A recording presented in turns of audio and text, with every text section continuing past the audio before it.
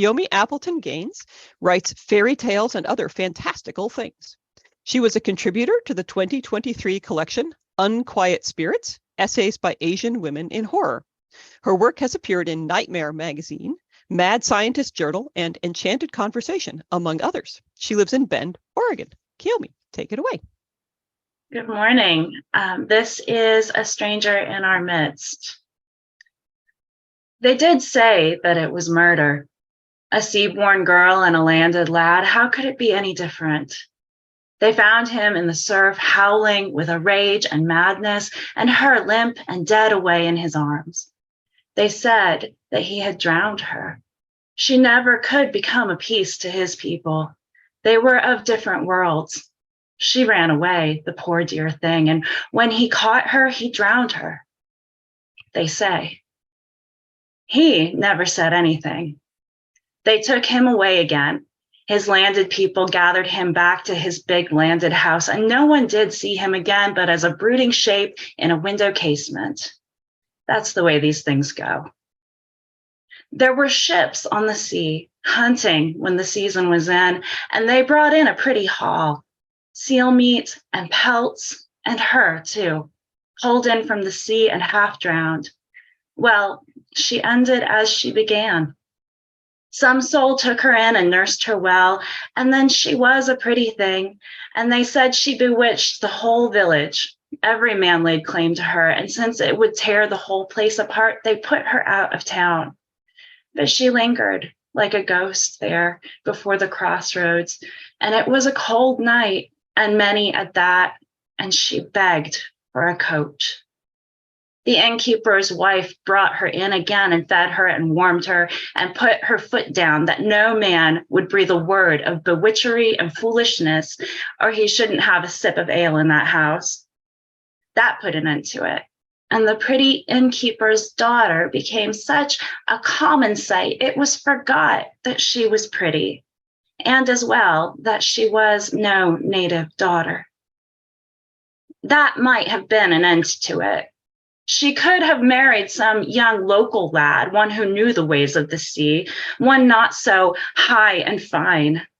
But they traveled down from their hills in summer months to take the air, they said, and he, that landed boy, didn't know that she was common now and thought her as fine and precious as he. And so he asked to take her away, and so she went. Then the storms came, and then the hunt, and then that high-born lad came tearing through town with others like him, color high in their cheeks, riding on horseback, and pillaged our catch. My wife would have her coat, it was reported, he'd said, with lightning crashing behind him and fire in his eyes. In truth, it wasn't a stormy night, and the flush in their faces gave truth to another rumor that they were all right-sodded and had decided on a raid for the evening's entertainment. They took piles of seal pelts away with them, and it was supposed our girl had a fine coat out of it. What could anyone do for it? The head man applied to their house, and they say some compensation was made. Who could blame her for running away? In time, it became a common sight to see her walking among the rocks and surf, her dress sodden and heavy around her legs. One night, as snow floated across the beach, she stumbled into town half frozen, begging for a coat.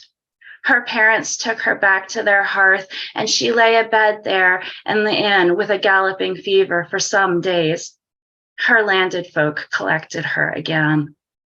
They came back without her, though, the lad and the lord of the manor and a retinue of armed men with them. Door to door they went and demanded to see all the winter clothing, though they left with none. She could not get warm, it was said, and was desperately ill. And little wonder, the mad thing, wandering through town of a night and wading in the surf the way she did. That fateful night, she did just that, came stumbling into town in sodden skirts and screaming and weeping, incoherent, clutching at the fishermen. Her husband came and roughed up some of the lads and would have seen worse himself had not cooler heads understood that it did not do to strike a landed man. So they shoved him off and her with him. That morning they were found together, as I have said. It was murder for certain.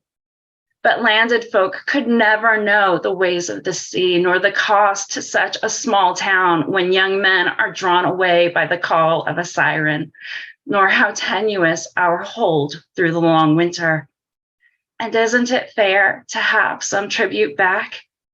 After all, a seal pelt makes a very fine and warm rug beneath my feet, just as well as a coat.